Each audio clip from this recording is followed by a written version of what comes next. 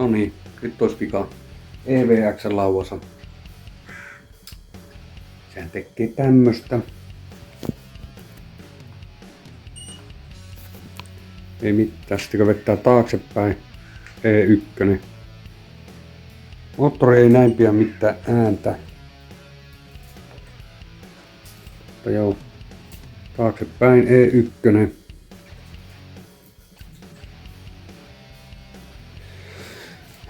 Ja kun siihen pistää painon päälle, niin se pitää hirviä ääntä tuo moottori. On melko märkä.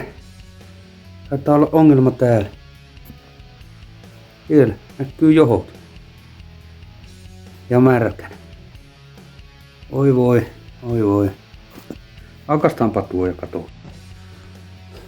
Nyt on kaikki irti täällä. Kun se on saanut kosteutta akku. Punainen tarra. Mutta joo, tämä moottori se on. Mä on näköjään tuo suoja katkennut tuosta. Ja aukaistaanpa tämä.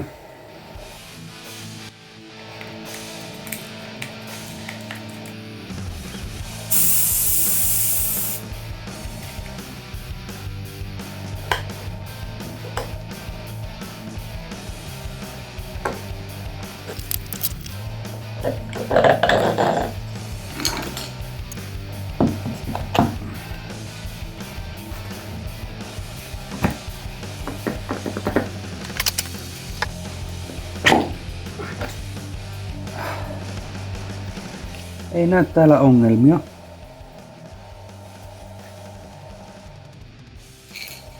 Se on putsattu. Sitten katsotaan tätä. Ei näy ongelmia.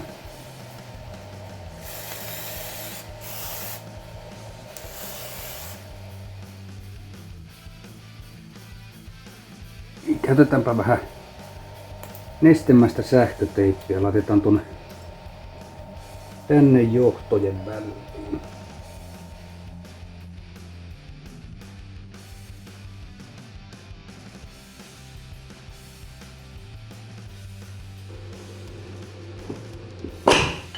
Oh, fuck that.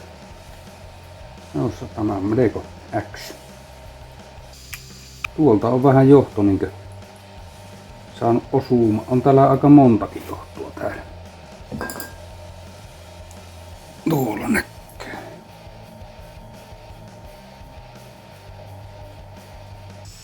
Ei pitäisi kyllä olla aivan poikki asti. Tuokin on ihan hyvä tuolla.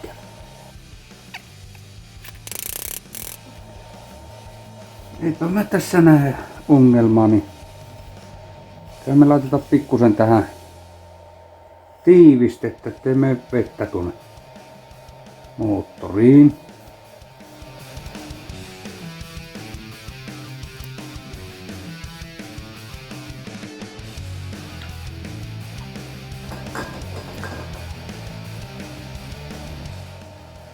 Pikkusen tuohon ja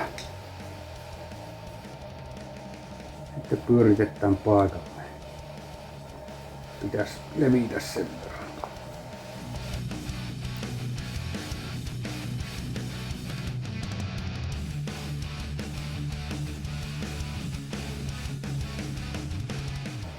Tässä on tuohon pikku sukka ja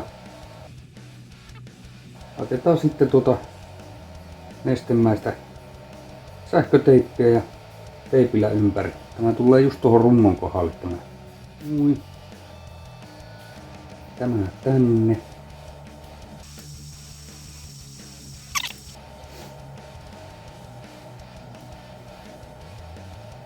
Nestemäistä sähköteippiä joka väliin.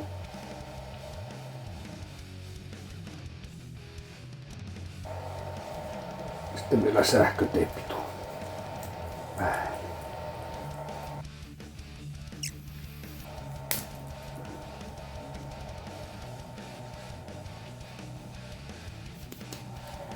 No niin, laitetaanpa nämä. Nämä tulee tosiaan vaan täältä tuosta rungon välistä.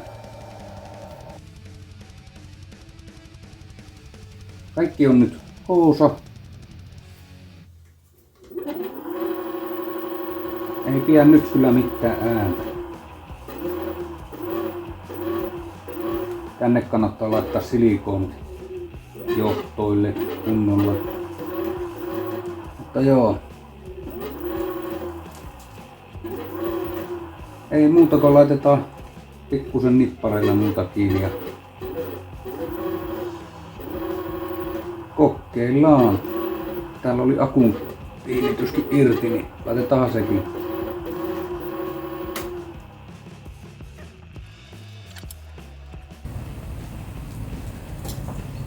Pikakoodia.